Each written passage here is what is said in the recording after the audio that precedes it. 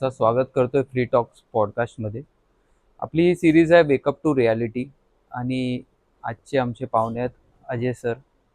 तर अजय सर जे आहेत आपले ठाण्यातील एक प्रखर समाजसेवक म्हणून ओळखले जातात, ज्यांनी अन्यायाविरुद्ध आवाज उठवून सामान्यांचा लढा लढला आहे. मग तो वाहतुकीचा प्रश्न असो किंवा भ्रष्टाचाराचा. अजयजी नेहमीच अग्रभागी राहिले आहेत. अजय सर, मी तुमचं स्वागत करतो नमस्कार. आपल्या धन्यवाद. पॉडकास्टमध्ये. सर, मग सुरुवातीला माझा असा प्रश्न आहे की तुमचं बालपण कसं गेलं होतं?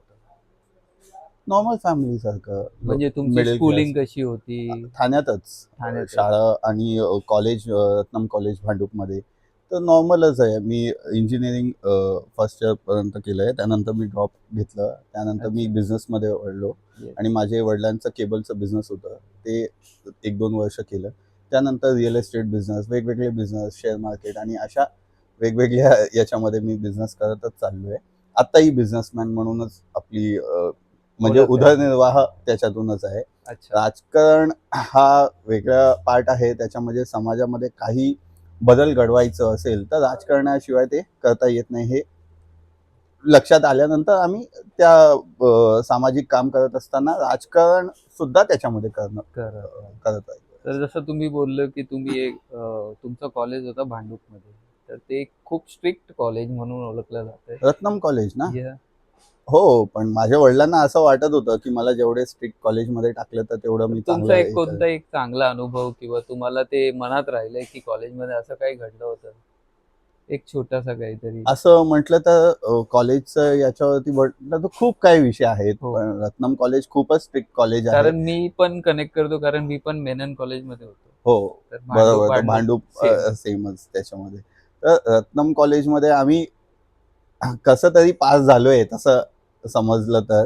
पण ते खूपच स्ट्रिक्ट कॉलेज आहे. म्हणजे त्या प्रमाणे आपण दुसऱ्या कॉलेजमध्ये जे आहेत, म्हणजे मला आठवतोय ना आजही वडिलांना बोलवले जातात तिथे. म्हणजे आईला नाही, की हां. वडील येस. आल्यानंतरच त्यांच्याशी बोलणार हो. किंवा तुमचे रिपोर्ट्स आणि या त्या गोष्टी आहे. तर खूप तो म्हणजे असं स्ट्रिक्ट ॲम्बियन्समध्ये सुद्धा आम्ही आमची मस्ती आणि हे सगळं चालूच ठेवलं चालेल. होतं त्याच्यामध्ये. असं म्हटलं तर खूप विषय आहेत त्याच्यामध्ये. एक थोडक्यात बोलता येणारा किस्सा नाहीये त्याच्यात. रत्नम कॉलेज, त्यानंतर 1 वर्ष मी संदेश कॉलेजमध्ये केलं. तर कॉलेज करत असताना आम्ही अभ्यास, नॉलेज गेन करण्याकरता जास्त बघितलं. अभ्यासामध्ये किती मार्क्स मिळतं हे कधीच मला हे नव्हतं. फक्त हां, पास होणं हे गरजेचं होतं गरजेचं किंवा आहे. कॉम्पिटिशन होतंच, की अभ्यासामध्ये किती आपल्याला पर्सेंटेज मिळतात त्या सगळ्या गोष्टी. पण त्याच्यामध्ये मी तेव्हाही दुर्लक्ष केलं. आजही मला असं वाटतं पर्सेंटेजपेक्षा नॉलेज हा सर्वात जास्त इम्पॉर्टंट आहे. तर ठीक आहे, त्या त्या वयात सुद्धा मी ते, आता कधी-कधी असं वाटतं, की खूप आहे. पण तेव्हा मी अभ्यास एवढं नाही करायचो जेवढा आज करतोय. म्हणजे आज कायद्या विषयावरती अभ्यास करूनच आपल्याला बोलता येतं हो. आणि कॉन्फिडन्स सुद्धा त्यामुळेच वाढलं. अभ्यास केल्याशिवाय तुम्हाला नॉलेज नसतं, नॉलेज नाही तर. तेव्हा खूप लवकर मला हे करायचं होतं म्हणून ते अभ्यासात थोडं दुर्लक्ष झालं. म्हणून कॉलेज इंजिनिअरिंग मी पूर्ण कंप्लीट करता आलं नाही मला. कोणत्या विषयात करत होता तुम्ही इंजिनिअरिंग? इलेक्ट्रॉनिक्स. इलेक्ट्रॉनिक्समध्ये. आणि मला ॲक्चुअलमध्ये काहीतरी असं सायंटिफिकल हे सगळं रिसर्च आणि ह्या सगळ्या गोष्टी करायचं होतं. हं. पण त्याचबरोबर सामाजिक भान तर होतंच हो, तेव्हा. हो. माझं ॲक्चुअली सामाजिक खूप मोठा व्यापक स्वरूपात बघितलं तर विचार बदलण्याचा हा विक्रांत कर्णिक म्हणून होते. हं. ते सामाजिक काम करायचे आणि ते असं राजकीय गुरु म्हणून मी त्यांना सांगू शकतो. माझ्या वडिलांनी मला कसं जगायचं म्हणजे माझे वडील कधीही कुठलाही चुकीचं कामा मला सपोर्ट नाही केलं. बाकी काही केलं तरी त्यांनी मला काही असं शिक्षा किंवा रागवलेलं हो. नाही. तसंच कर्णिकांनी मला म्हणजे वडिलांकडून शिस्त आणि चांगलंपणा मिळालं आणि कर्णिकांकडून कनिंगली स्मार्ट कसं या समाजामध्ये कसं लढायचं हं. हे त्यांच्याकडून शिकून घेतलं. तर हे दोघंही माझ्या आयुष्यात खूप इम्पॉर्टंट व्यक्ती होते. दोघेही आता नाहीये. पण त्यांच्याकडून जे मी शिकलो हो. तेच मी आज लाईफमध्ये इम्प्लिमेंट करतो. माझं स्वतःचं आयडेंटिटी असं काही नाहीये. या लोकांनीच जे मला जे दिले. दिलंय त्या. सर, मग पुढचा प्रश्न असा असतोय की जसं तुम्ही बोलले तुमच्या वडिलांनी खूप सपोर्ट केलं. तर ते सपोर्ट आणि तुमचा गाईडन्स जे होतं तुम्हाला जे भेटलं, त्यातनं तुम्ही काय नवीन शिकलं किंवा तुमच्यामध्ये काय ते चेंजेस आले? हे बघा, वडील किंवा मला ज्या काही गोष्टी ऍज अ एज मध्ये पाहिजे होतं ते सगळं वडिलांनी दिलं. म्हणजे त्यात मला कुठेही असं वाटलंच नाही की माझ्यावरती अन्याय होतोय किंवा काय गोष्टी मला मिळालं नाहीये म्हणून आपण बोलू शकतो की दुसरं की मी त्या वयात खूप स्ट्रगल केलं, असं काही नाही. मला सगळं काय व्यवस्थित दिलं, जे काय पाहिजे असतं ते मिळालं मला. म्हणून मला असं जगण्यामध्ये ना असं काय वाटत नव्हतं, फक्त घाबरून. पण पप्पांनी सगळं त्या दिल्यानंतर कर्णिक जेव्हा मिळाले ना, तेव्हा कर्णिकांनी मला ऍक्च्युअल मध्ये सांगितलं की आपल्याला किती लढायचंय, काय काय करायचंय म्हणून. तर त्यांच्याकडून त्यांचे जेवढे एक्सपिरियन्स होते ते त्यांनी पूर्णपणे मला शेअर केलं आणि एकदम म्हणजे निस्वार्थपणाने त्यांनी मला प्रत्येक गोष्ट माहिती दिली. अच्छा. तर आपण हा राजकारण आपल्याला वाटतं की फक्त आपण कोणाबरोबर पहिला कार्यकर्ता व्हावं लागतं कोणाचं तरी, म्हणजे त्यांच्याकडून आपल्याला शिकायला मिळतं.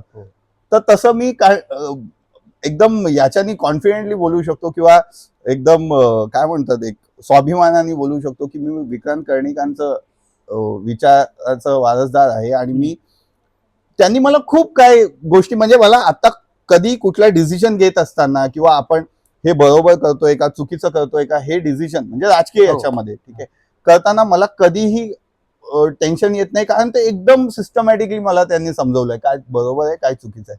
म्हणून आपण एथिकल खूप स्ट्रॉंग आहे. अनएथिकल लोकांना आतापर्यंत मी कुठल्याही पक्षात नाहीये, कुठलाही गॉडफादर नाहीये आमचं की, आणि आमचं फायनान्शियल एवढी ताकद नाहीये. जे काय आहे समाजामध्ये लोक मला ओळखतात किंवा माझे मित्र आहेत तेच मला मदत करतात. तरी आपण सिस्टम मध्ये खूप काही बदल करण्याचा प्रयत्न करतो, त्याचबरोबर आपण केलेलं सुद्धा आहे. तर असं असताना आपली ताकद जास्त वाढतं. तर एकच आहे की एथिकली आम्ही एकदम स्ट्रॉंग आहे. आम्हाला लोक कितींदा घाबरवायचा प्रयत्न केलं, ते झालं नाही. त्याचबरोबर त्यांनी आम्हाला कितींदा आमिष दाखवलं, ते सुद्धा काय झालं नाही. त्याचं एकदम कारण एकच आहे की आमचं जो मेन आहे म्हणजे एथिकल जे विचार आहेत ते एकदम स्ट्रॉंग आहे.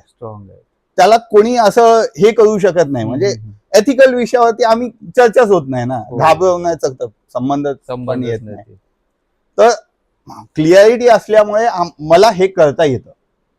बाकी काही स्पेशल एक्स्ट्रा ऑर्डिनरी आम्ही काही करत नाही किंवा असं लोकांना वाटतं की तुम्ही एवढं संघर्ष करता एवढं लढता. मी एक सामान्य, प्रत्येकाकडे जेवढी ताकद आहे तेवढीच आहे आमच्याकडे, काही एक्स्ट्रा हे नाहीये किंवा आमच्याकडे काही वारसदार नाही. पण विचाराने आम्ही एकदम क्लिअर आहे पॉलिटिकल याच्यामध्ये. म्हणून आणि खूप काही विषय हे बघा, ते समोरच्या व्यक्तींना असं वाटतं प्रत्येक माणूस घाबरतो किंवा पैशाचा आमिष पडतो किंवा कुठे ना कुठे त्याला ब्लॅकमेलिंग करतो. ब्लॅकमेलिंग मला करण्याचा काही संबंधच राहत नाही. जे काय आहे ते सगळ्यांना माहित आहे. म्हणजे त्याच्यात काय हे नाही. घराचा ऍड्रेस सुद्धा सगळ्यांना माहिती आहे. आरटीआय टाकल्यानंतर आम्ही फेसबुकमध्ये तोच ऍड्रेस टाकतो. तर माझ्याबद्दल कोणाला असं काही स्पेशल इन्फॉर्मेशनचं काही आम्ही काही लपवतच नाहीये. दुसरं, मी पण ज्या वयात आहे बालकुममध्येच राहिलोय आणि आम्ही पण कॉलेजमध्ये जे काय भाईगिरी बघितले, भाईगिरीचं आमचं पण संबंध म्हणजे त्याच लेवलचा आम्ही पण आहोत. तर भाईगिरीचं पण काय होत नाही. आमिष दाखवणार पैसे, गरजा खूप कमी आहे, तेवढं आम्हाला कमवता येतं. तर पैसेचं पण हे नाही. तर या तिन्ही गोष्टी आमच्या चालत नाही. तर आतून आता करणार काय, तुरुंगात टाकणार, ते पण टाकून बघितलं तरी काय झालं नाही. तुरुंगात जाऊन सुद्धा आलो. आताही आमच्यावरती केसेस आहे. तर काय बघू, अजून लढू. सर मग माझा असा प्रश्न होता की जसं तुमचा एक सामान्य ठाणेकर ते समाजसेवक पर्यंतचा प्रवास, तुमच्या लाईफमध्ये काय टर्निंग पॉइंट होती की तुम्हाला असं वाटलं की आपण रस्त्यावरती उतरून आंदोलन करायचं? नाही, एक गोष्ट तुम्ही समजून घ्या. समाजसेवक म्हणून आहे ना, आता लोकांना अजय जया कोणतरी आहे म्हणून त्यांनी असं समाजसेवक म्हणून एक टॅगलाईन दिलेली आहे. असं समाजसेवक म्हणून प्रत्येकाला, प्रत्येक माणूस कामच करत असतो, त्याला काय वाटतं तसं. तर समाजसेवकाचा काय क्रायटेरिया असतो ते मला माहितच नाही. पण ठीक आहे, आता लोकांना आता हा कुठला तरी पक्षाचा अध्यक्ष किंवा या पक्षाचा आहे म्हणून असं नावा पुढे जोडण्याकरता समाजसेवक. तर मी सुद्धा ते ठीक आहे, आता मला नाही तर कुठल्या तरी पक्षात आहे का हे हो. किंवा पेपरमध्ये न्यूजमध्ये देत असताना म्हणून आपण समाजसेवक असं हे करतोय. समाजसेवक म्हणून काय केलं असं मला वाटत नाही. मी एवढंच म्हणू शकतो, राजकारणात मला चूक काय आहे बरोबर काय आहे हे सर्वसामान्य लोकांना माहिती असतो. तेवढं मला कळल्यानंतर मी त्या याच्यावरती काय करता येईल, तोडगा काय करता येईल, म्हणजे कायदेशीर प्रक्रियेमध्ये समजा पोलिसांनी आम्हाला सांगितलं खूप वेळा, मी अक्षरशः आहे ना गाडी घेतल्यानंतर माझ्याकडे मी 21 वयाचा असेल, 21-22, तेव्हा मी 4 व्हीलर घेतलं. 4 व्हीलर घेतल्यानंतर मी कधी काही चुका करत नाही तरी मी घाबरून गाडी चालवायचो. कारण मला पोलीस बघितल्यावर मला असं वाटायचं आपलं काहीतरी चुका ते काढतात. ते नॉर्मल झालंय हा, ठाण्यामध्ये तर. त्याचा अर्थ असा आहे की मी बोललो मी कधीच चूक करत नाही, मी जाणून बुजून सगळं परफेक्ट करतो, तरी त्याला कसं काय मिळतात? म्हणजे असं शक्य नाही ना. आणि आपण बोलल्यावर आपण प्रत्येक वेळी त्या पकडल्यानंतर मी हे बरोबर नाही, त्यानंतर आपण जास्त बोलतो ना त्यांच्याशी, नाही सर असं नाही, तू जास्त बोलतोस का, या विषयावरती काही करून ते पकडायला सुरुवात करायचे. तर मला असं वाटायचं काय आपण चुकतोय की ते. त्यानंतर मला कळालं की तो सिस्टमचा पार्ट मध्ये ते लोक जे करतात त्याच्यात चूक आहे, आपण चूक नाही करत. करेक्ट.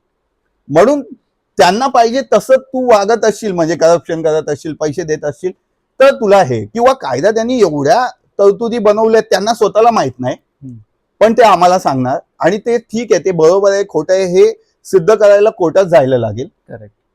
तर एवढं कोण जाणार? तर म्हणून ते चालत राहिलंय. तर ते सर्वसामान्य माणसाकडे वेळ पण नसतो ना. हो, अगदी बरोबर. तर म्हणून मी आता ट्रॅफिक पोलीसच नाही, भ्रष्टाचाराचं प्रदर्शन प्रत्येक नगरसेवकच आम्ही भरवलेलं. जेवढे नगरसेवक होते त्यांचे फोटो सकट भरवलं. कारण भ्रष्टाचार इंजिनियर करतो हे ते, पण नगरसेवक आपल्या कामामध्ये असं लिहितात की हे नगरसेवक निधीतून कामं केलेली आहेत म्हणून. तर त्याच्यामध्ये झालेलं भ्रष्टाचाराचं पण तो जबाबदार असलं घेतलं पाहिजे त्यांनी. जेव्हा श्रेय घेतो ना तर त्यांचे फोटो सकट आपण केलं. तर मी आता असं बोट नाही दाखवलं हा इंजिनियर आहे, टेक्निकल विषय नाही, मला माहिती आहे. आणि आमच्याकडे पुरावे आहेत कोणी कोणाचं कॉन्ट्रॅक्टर ठेवलेलं म्हणून. करेक्ट. तर ज्या थेट विषय आम्हाला कळलं ते आम्ही लोकांपर्यंत पोहोचवलं, प्रयत्न केलं त्याच्यामध्ये काय सुधारणा व्हायला पाहिजे आणि ते झालेलं आहे. तसंच टोईंगचा विषय लोकांपर्यंत पोहोचवलं, कोर्टात जाण्याकरता आम्ही पाठपुरावा केलं. प्रत्येक गोष्ट आम्ही ज्या गोष्टी करता येईल ते आम्ही आमच्या पद्धतीने केलं. म्हणून 2 वर्ष टोईंग मध्ये फक्त 3 ते 4 महिने चालू करता आलं त्यांना. हो, त्यानंतर 2 वर्ष बंदच आहे. आता ते परत अग्रीमेंट करतील, त्याच्यामध्ये त्रुट्या काय निघतील, आमच्या ज्या मागण्या आहेत त्याप्रमाणे. हे बघा, आपण कुठलाही बेकायदेशीर मागणी करत नाही, आपण कायद्याने त्यांना सांगतोय कामं करायला, आणि त्यांनी कायदेशीर कामं करत असतील तर आपण थांबवणारे कोण आहेत? कायदा सर्वात मोठा असतो आणि आपण त्याला मानणारे लोक आहेत. हो, पण कायदा तुम्ही चुकीच्या पद्धतीने राबवत असाल तर आम्ही त्याचा विरोध करणारच ना. तर तसं टोईंगचा विषय असू द्या, ट्रॅफिक पोलिसांचा विषय असू द्या, नगरसेवकांचा भ्रष्टाचाराचा विषय असू द्या, सर्व काही गोष्टी आपण करत असतो. लोकांना माझ्याबद्दल ट्रॅफिक विषय हा जास्त करतो असं दिसतोय, पण माझं पोर्टफोलिओ तुम्ही बघितलं गेल्या 5-6 वर्षात, किंवा भांडूपमध्ये नगरसेवकांचं इलेक्शन मध्ये, तिथे भांडूपमध्ये पण मी हे नागरिक मंच म्हणून चालू केलेलं. असं खूप वर्षापासून खूप वेगवेगळे, नाना रिफायनरी तुम्हाला माहित असेल, तो रिफायनरी घालवण्याकरता 7 लोक जे पहिले होते त्याच्यात मी, कर्णिक आणि राजेंद्र फातर्फेकर अशी लोक आहेत. गावोगावी जाऊन, कोकणात जाऊन, गावोगावी जाऊन आम्ही लोकांना प्रचार केला. तर त्याच्यामध्ये कुठला राजकारण किंवा हे नाहीये, प्युअर सामाजिक आणि निसर्गाच्या विषयावरती आम्ही काम केलेलं आहे. तर तसं खूप कामं केलेले आहेत मी. बरोबर.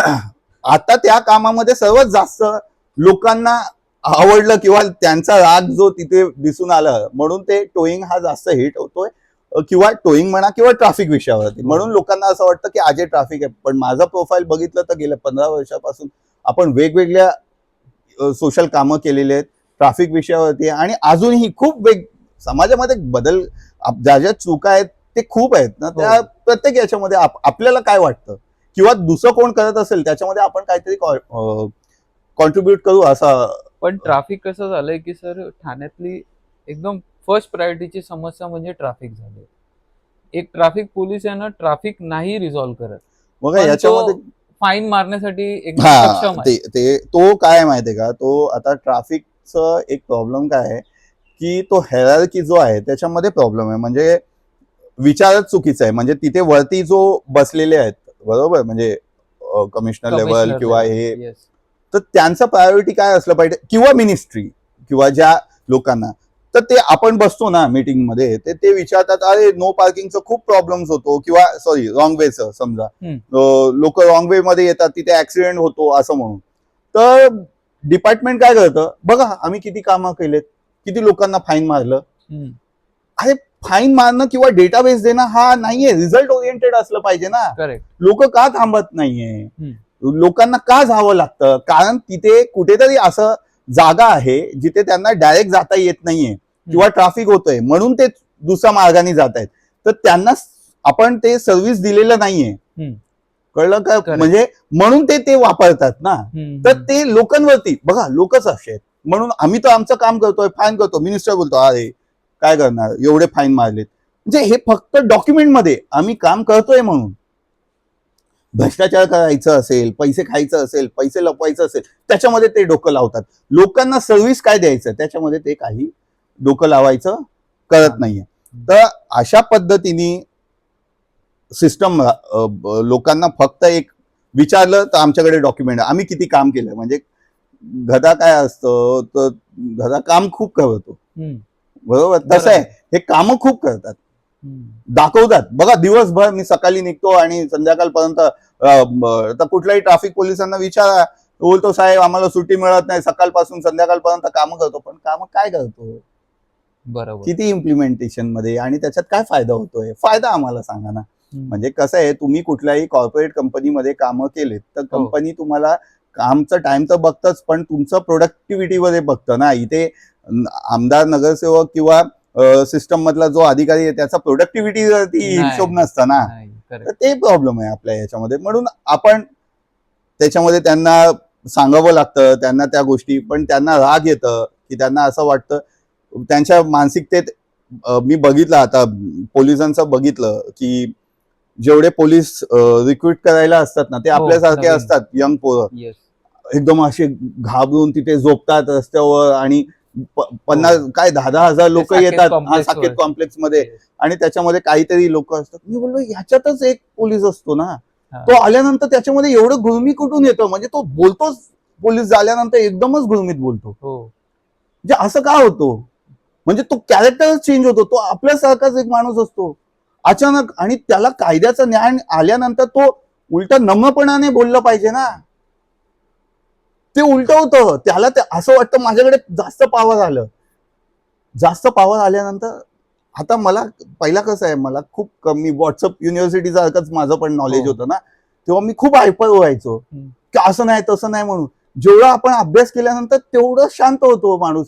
तुम्ही कधीही बघा, जो अभ्यासू असतात ना ते एकदम कमीपणाने, एकदम शांतपणाने बोलतात, नाही तुमचं बरोबर आहे असं म्हणून बोलतात. तर यांचं तर अभ्यास होतो, हे जास्त नॉलेज मिळतात ना त्यांना, तो नम्र व्हायला पाहिजे ना.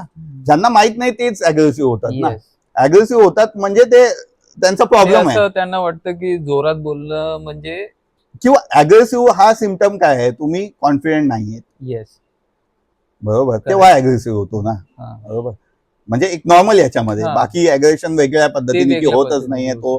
तर अशा पद्धतीने तर ते दिसून येतं ना की तुम्ही एवढं सगळं तुम्हाला नॉलेज असताना सुद्धा हे करतात, कारण ते सेल्फिश नेचरमध्ये जातात, किंवा त्यांचे हायरार्कीचा प्रॉब्लेम असतो, खूप काय प्रॉब्लेम असतात. पण हायरार्कीचा प्रॉब्लेम जरी असेल, वरचा अधिकारीने जरी सांगितलं, तर स्वतःला थोडा तरी जाणीव करायला पाहिजे. आणि तेच पोलीस जेव्हा अडकतात किंवा आम्ही कधीतरी त्यांचं हे करतात, तर ते पाया पण पडतात. बरोबर, मी बघितलंय, माझं प्रतिमा मी बघितलंय ना पोलिसांचं कसं हे असतो. मी पोलिसांचं एवढं पोलीस असं म्हणत नाहीये, पोलीस नसेल तर आपल्याकडे हा सिस्टम मध्ये आपण जगू शकत नाही. राक्षस लोक येतील आपल्यावरती अत्याचार करतील, म्हणजे गुंड आणि हे प्रवृत्तीचे लोक, राक्षस म्हणजे त्यांना मी असं म्हणतोय.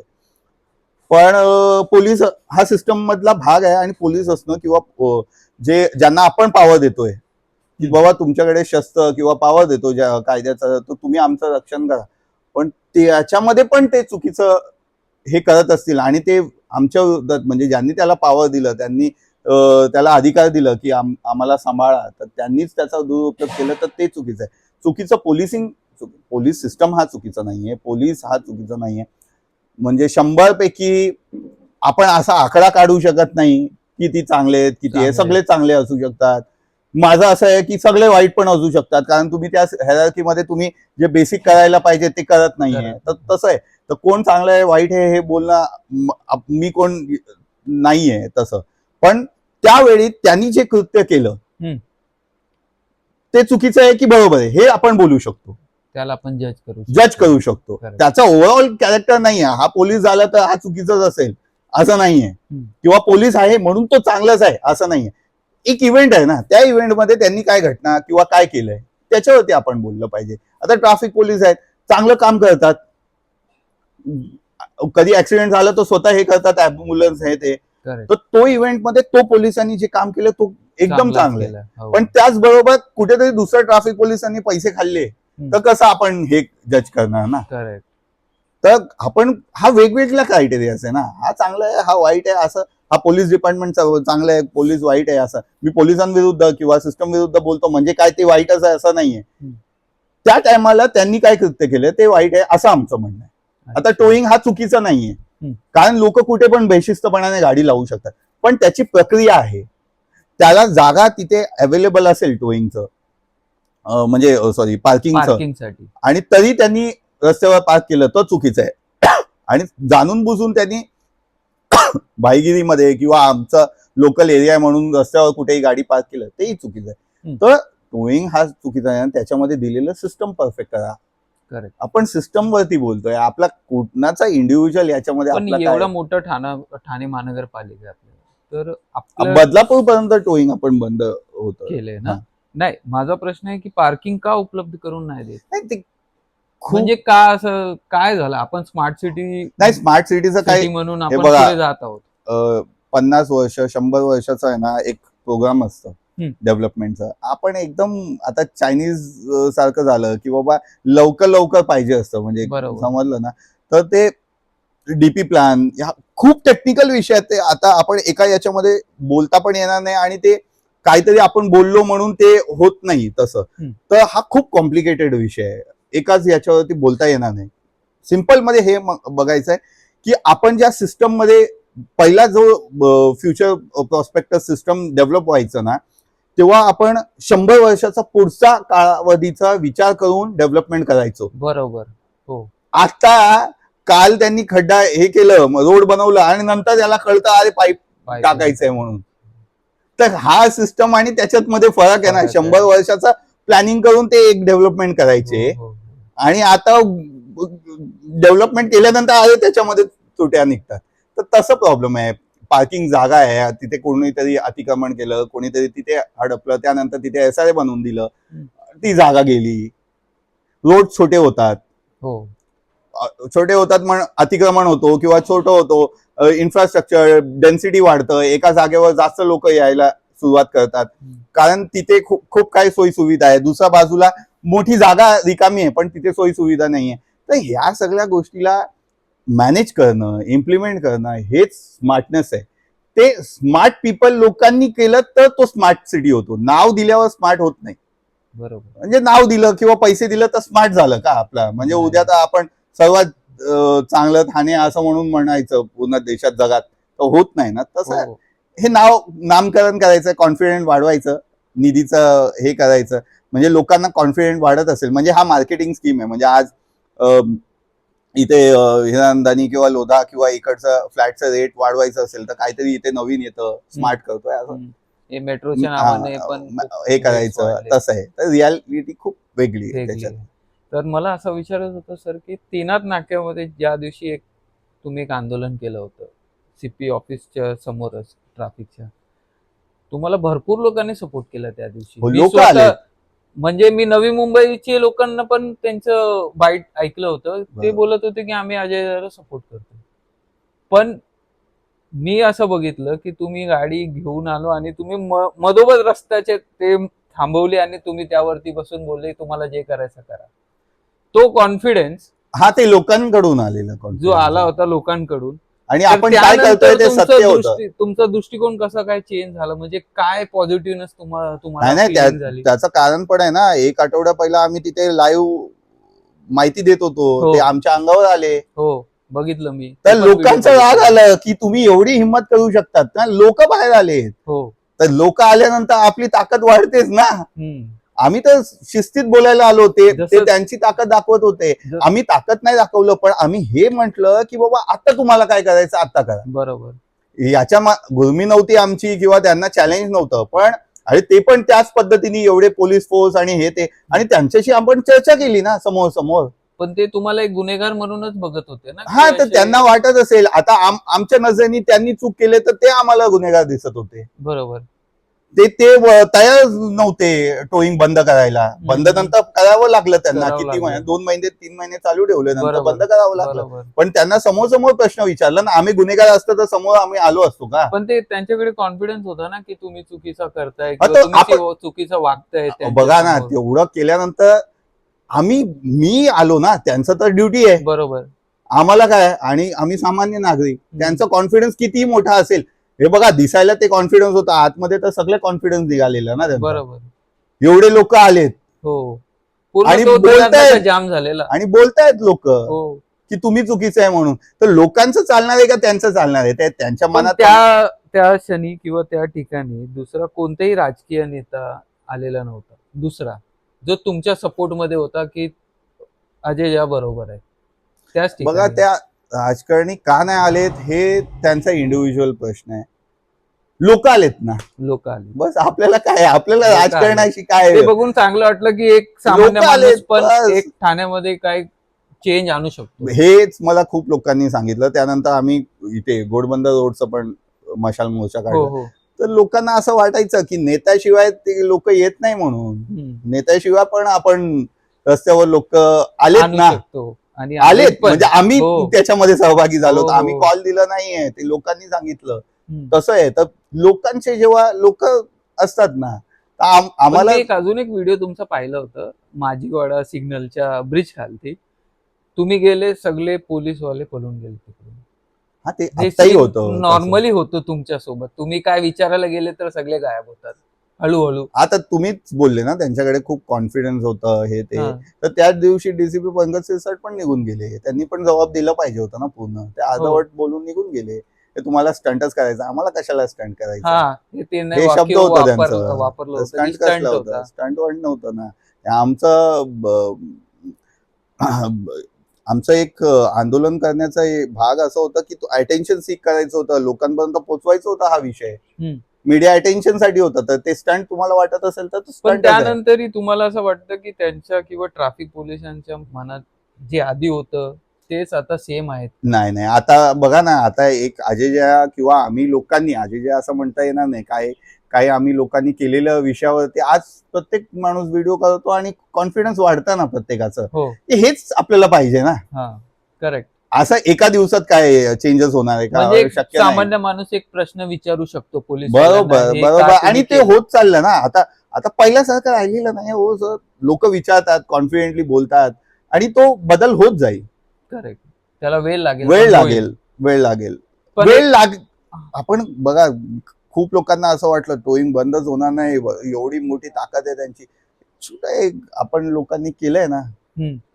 तसं खूप रिफॉर्म्स आम्ही केलेले आहेत. बरोबर. म्हणजे नगरसेवकांचा त्यापैकी याच्यामध्ये एक आहे. हे traffic. आणि असं आपण छोटं छोटं करत जाऊ, हम्म. जेवढी आपली, आणि पुढे पण आम्ही राजकारणात अजून काय मोठं हे करता येईल. कारण हा असं दिसायला खूप मोठा पॉवरफुल असतं. जेव्हा तुम्ही त्यांच्याशी समोर समोर लढता ना, तर त्यांची कमजोरी आपल्याला दिसून येतं. ते आपण बघत नाही, आपण इग्नोर करतो. तो ऑफ द टॉपिक तुम्हाला एक प्रश्न विचारायचा आहे. आता आपण 8 वर्ष आपल्याला नगरसेवक नव्हते, बरोबर? तर तेव्हा समाजाची सेवा करण्यासाठी नगरसेवक लोक, म्हणजे त्यांना तिकीट नाही भेटलं म्हणून ते खूप अपसेट झालेले लोक. तर माझा असा प्रश्न होता की एक समाजसेवा करण्यासाठी एक पद हवाच असतो का? पहिला तर मी तुम्हाला तेच सांगतो ना, समाजसेवा हा नसतो. मी पहिला तुम्हाला तेच सांगतो, मी का करतोय समाजासाठी सेवा करत नाहीये. हा सिस्टमचा प्रॉब्लेम आहे.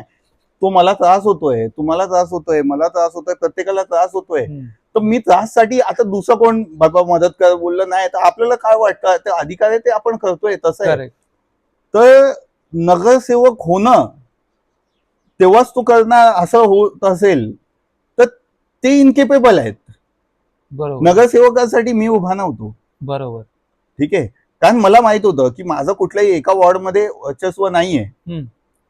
आणि नगरसेवकाचा क्रायटेरियाच वेगळा असतो. तो बरोबर. प्रत्येकाचा घरी जायला पाहिजे. नगरसेवकाचं काम पण काय आहे, रोड गटर वटर आपण ते करत नाहीये. नाही. आपण खूप कमी करतो, म्हणजे बरोबर. व्यापक स्वरूपाचं काम करतो.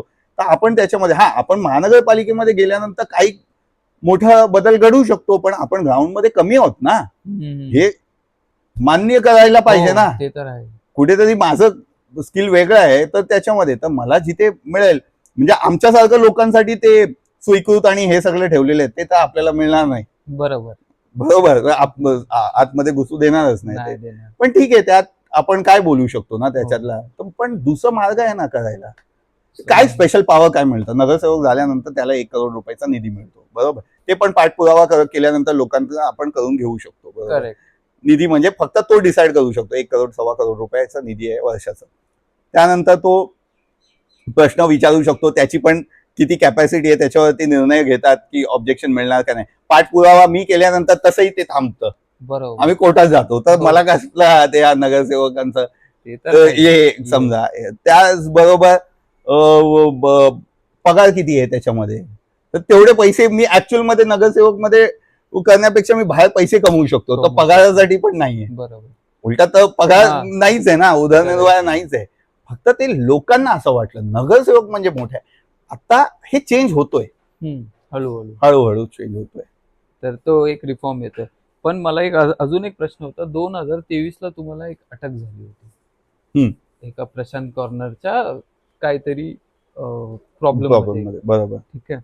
तर ती रात्र कशी काढली तुम्ही? तुम्हाला काय वाटलं? संपूर्ण जग म्हणजे एका मिनिटात तुम्हाला नाही, काय ते- feeling ते- आलेलं? काही नाही, ते आम्हाला माहित होतं, मला माहित होतं अटक अच्छा. करतील म्हणून मी घरीच होतो. असं काही नॉन प्रिपेअर्ड नव्हतो, अच्छा, मी एकटाच mentally तुम्ही होतो. prepared होता. आणि हे खूप लेट केलं त्यांनी. त्याच्या पहिला पण मी खूप कांड केलेलं आहे, म्हणजे इन द सेन्स आपण याला असं म्हणता येईल हो. की आपण खूप मोठे मोठे विषय केलेले आहेत. पण तेव्हा नाही झालं. तेव्हा नाही झालं, आणि हे मला वाटत नव्हतं एका पत्रामध्ये एवढं त्यांना लागेल म्हणून. आंदोलन कुठे केलं नाही आता, केलं. मी तो सुरुवात पण नाही केलं, एक पत्रावरती केलं ना. त्यानंतर पण खूप प्रोसेस होतं ना, बरोबर. की मी तिथे जाऊन विचारपूस करणार होतो, सगळ्या काही गोष्टी होत्या. त्यांनी पहिलंच केलं, तर उलटा ते एकदमच ते घाबरले. तर त्या आपण कुठे, आपण तयारीतच होतो. पण त्या क्षणात तुम्हाला कोण सपोर्ट केलं? तुमच्या घरचे लोक किंवा बाहेरचे किती? बघा, वडील होते तेव्हा, आता माझे वडील नाही आहेत, पण वडिलांनी सपोर्ट केलं, मित्रांनी सपोर्ट, जे पहिला पण होते ना ते तेव्हा पण होते. तेव्हा पण काय कारण न करण्याचं काय नाही, कारण नाही ना. कारण त्यांना माहिती आहे हा कामच करतो, चांगलंच काम करतो, यांचं काय चूक नाहीये, तर ते बरोबर. असतात. आणि दुसरा विषय काय आहे, ते कायदेशीर प्रक्रिया होतं. त्यांनी खोटी कंप्लेंट केली, खोटी कंप्लेंट केल्यानंतर त्यांनी जेलमध्ये अटक पण चुकीच्या पद्धतीने केलं. अटक करायची गरज नव्हती, आणि रात्रभर, आणि पहिला तर त्यांना अटक करायचं नव्हतं. ते काय झालं, ते आले मला उचलायला, आणि ते क्राईमचे होते, म्हणजे तो काय म्हणतात त्याला, क्राईम डिपार्टमेंट होतं ते, आपल्या लोकल पोलीस नव्हते. तर त्यांनी असं घेराव केलं. त्यांना असं वाटलं उचलून मला काय करणार होते ते त्यांना माहितच आहे, बरोबर. तर आपण लाईव्ह केलं की तुम्ही कसं काय आलेत. आणि 2 वाजता, आणि ते 2 वाजता त्याच दिवशी माझा मित्र पण घरी आलेला, म्हणजे त्याचा ट्रेन सुटल्यानंतर तो बोलला घरी झोपतो म्हणून 5 मिनिटं अगोदरच दरवाजा बंद केला, नाही तर दरवाजा उघडूनच मी बसलेलो असतो आणि त्यांनी मला अटक केलं असतं. मी बंद केलं. नंतर मी बोललो, दरवाजा ठोकल्यामुळे ओपनच करणार होतो, इतक्याच आवाज समजून येतो ना, खूप आवाज आलाय म्हणून. बोललो कोण कोण आहे म्हणून. तर त्यांनी पण, माझा एक मित्र होता, आणि लगेच सांगितलं पोलीस म्हणून. मी वरचं पण बंद केलं. मी बोललो आता मी काही येत नाही, सकाळी या आणि जा म्हणून. मी काय दरवाजा उघडला नाही. आणि नंतर आपण लाईव्ह केलं, त्यांना प्रश्न विचारला. नंतर मला 2 वाजता घेराव केलं, अरेस्ट करायला आले. अरेस्ट करणारे टीम वेगळी जे आले होते. त्यानंतर 5 वाजता नौपाडा पोलीस स्टेशन मध्ये FIR करतात, 5 वाजता त्या दिवशी. अच्छा. आणि 6 वाजता मला, आता FIR झाल्यानंतर मी त्यांच्या ताब्यात गेलो, तेव्हापर्यंत त्यांच्याकडे नव्हतं. 6 वाजता मी दरवाजा उघडला आणि बाहेर पडलो, आणि ते FIR एकदम फालतू FIR, त्याला काय अर्थ नाही. कोर्टाने पण उचलून फेकलं ते, आणि हायकोर्ट मध्ये पण ते कॉशिंगला आहे, आणि त्याच्यामध्ये पण नोटीस काढले. ते हरलेच आहेत ते डिपार्टमेंट. तर आपल्याला पण 2 दिवस त्यांना हे होतं की आम्ही बघा पकडलं, आता घाबरणार. 2 दिवस मला जेल केलं आणि प्रॉपर ते ठाणा जेल आतमध्ये. म्हणजे एवढं मर्डर करून, हाफ मर्डर करून तो जेलमध्ये जात नाही. म्हणजे पोलीस रिमांड होतो आणि बाहेर पडतो. मी बरोबर. प्रॉपर जेलमध्ये, पण त्यांनी आतमधला पूर्ण टूर करून दिला मला, म्हणजे 1 दिवसाचा. आणि नंतर दुसऱ्या दिवशी बाहेर आल्यानंतर मी आपला जो जेल डिपार्टमेंट आहे त्याच्यावरती आपण कंप्लेंट केलं की तुमच्या इथे जेवण बरोबर नाही, ते जेवढे क्वांटिटीज आहे ते काय आता बोलणार. आता परत घेऊन गेल्यानंतर आम्ही 100 दिवसाचा ते पण रिफॉर्म करू. रिफॉर्म ज्या ज्या गोष्टी वाटतात, आता त्यांना वाटतं की मला बाहेर सोडलं तर प्रॉब्लेम आहे, त्यांनी मला जेलमध्ये ठेवलं. असंच आहे, जेलमध्ये काय करणार, तिथे पण माणूसच आहे. आपण कुठेही जगू आणि आपल्याला काय कुठेही ठेवा, मी जगणार कसंही. ते तर आहे सर, संघर्ष चालू असतो. संघर्ष. अजून एक असा प्रश्न आहे की डिजिटली तुम्ही जे काम करताय, म्हणजे जे आंदोलन आपण तुम्ही रस्त्यावरती करता, पण ते लोक डिजिटली पाहताय, त्याने जास्त फरक पडतोय किंवा म्हणजे हे डिजिटल लाईफ जे आले आता सोशल मीडिया, मला त्याने ते जास्त फरक पडतोय ते का? आता 2 विषय. हे बघा, डिजिटल याच्यामध्ये मला लाखो व्ह्यूज असतात आणि 15,000 50,000 लाईक्स पण आहेत, पण रस्त्यावर नाहीत ना हो. रस्त्यावर 300-200 लोकच येतात. तर मुळात डिजिटल लोक बघतात, ते पब्लिसिटीचा पार्ट आहे, पण रिअल पॉलिटिक्स ग्राउंड मध्येच होतो. अच्छा. तर त्याचा ते impact डिजिटल जास्त इम्पॅक्ट असतं. ग्राउंड मध्ये केल्याशिवाय ते होणार नाही. बरोबर. किती तुम्ही फेमस व्हा, मतदान मध्ये परिवर्तन होणार नाही. किती तुम्ही चांगलं बोला तरी नाही, तुम्ही काय करतात त्याच्यावरती आहे. तर मला ते समजून आलं. तर म्हणून डिजिटल हा प्लॅटफॉर्म आहे. आता आपण तेव्हा याच्यात असेल तर आपण मोठे मोठे सभा घेऊन बोललो असतो. आज डिजिटल हा माध्यम आहे फक्त. बरोबर. पण त्याच्याने काही रिफॉर्म होणार नाही, कारण आपल्यापेक्षा चांगलं प्रवक्ता कोणतरी असेल, तो दुसऱ्या बाजूने चांगलं हे केलं बरोबर, तर तो चेंज होऊन जातं होऊ परसेप्शन. शकतं. कामं करायचं असतं तर फिजिकल करावं लागतं, तो ग्राउंड मध्ये करावं लागतं. ते येणाऱ्या पुढील 5 वर्षाचा तुमचा काय विजन आहे?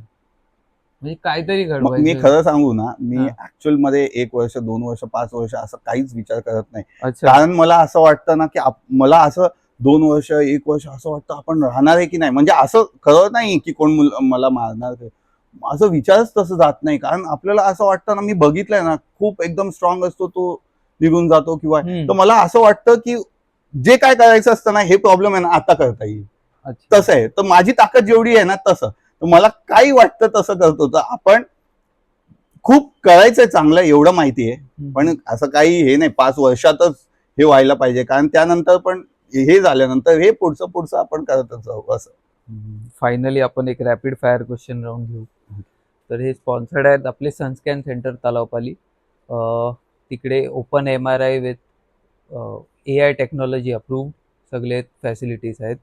तर पहिला प्रश्न आहे सर, ठाण्याची सर्वात मोठी समस्या काय, ट्रॅफिक की भ्रष्टाचार? भ्रष्टाचार आहे. ट्रॅफिक तर नंतर होतो ना, भ्रष्टाचार केल्याशिवाय तो ट्रॅफिक होणार नाही. त्यांनी पूर्ण मॅनेजमेंट. सर एकच वर्ड मध्ये हा भ्रष्टाचार. तुमची ओळख काय असावी, राजकारणी की समाजसेवक? राजकारणी. कोणाला जास्त घाबरता, कायद्याला की जनतेच्या रोषाला? नाही, परत एकदा, कायद्याला की जनतेच्या रोषाला? जनतेचा रोष. सोशल मीडिया की रॅली, ताकद कशात जास्त आहे? रॅली. ठाणे महानगरपालिका प्रतिगत इंजिन की भ्रष्टाचाराचा अड्डा? भ्रष्टाचाराचा. आयुष्यातील सर्वात कठीण रात्र, अटकेची रात्र की आंदोलनाची रात्र? दोन्ही नाही असं माझं म्हणणं आहे. विरोधकांसाठी एक शब्द, त्यांना तुम्ही काय म्हणाल जे तुमचे विरोधक आहेत? शब्दच नाही असं बोलता येईल. ठाणेकर जनतेवर तुमची किती विश्वास, 100% परिस्थिती अनुसार किंवा असंच पूर्णपणे तुम्हाला 100% तुम्हाला विश्वास आहे? नाही, असं 100% नाहीये. पुढचं ध्येय काय तुमचे, सत्ता की फक्त सुधारणा? सत्य. अजय ज्याला एका शब्दात कसं सांगाल? नाव याच आहे अजय जयाच आहे, त्याला शब्दात म्हणजे माणूस बदलत असतो सर, एका शब्दामध्ये नाहीये तो. आज मी असं केलं, कोणाचा तरी नजरेत तो बरोबर असेल, पण कोणाचा तरी विरोधात ते चुकीचं पण असू शकतं. पण मी स्वतःला कसं हे करू, मी आहे एवढंच मी सांगू शकतो. हे बरोबर आहे चुकीचं आहे हे तुमचं परसेप्शन वरती आहे. ज्यांना आवडेल ते बोलेल हा चांगला आहे, ज्याला असं वाटत असेल त्यांच्या कामामध्ये मी हे केलं तर त्याला वाटत असेल हा चुकीचा आहे म्हणून. तर आज आपण अजय सरांसोबत खूप छान अशी गप्पा केलीत. मला खूप काही शिकायला पण भेटलं त्यांच्यासोबत आणि त्यांचं विजन काय आहे, त्यांची आयडियोलॉजी काय आहे ते पण समजायला भेटलं. तर असेच अनेक दिग्गज लोक आपल्या ठाण्यामध्ये आहेत. त्यांच्यासोबत आम्ही असंच पॉडकास्ट करत जाऊ. तुम्ही लाईक, सबस्क्राईब आणि शेअर करा आमच्या चॅनलला. आणि अजय सरांना भेटून खूप खूप चांगलं वाटलं मला तरी. धन्यवाद सर. तुम्हाला थँक्यू थँक्यू. थँक्यू.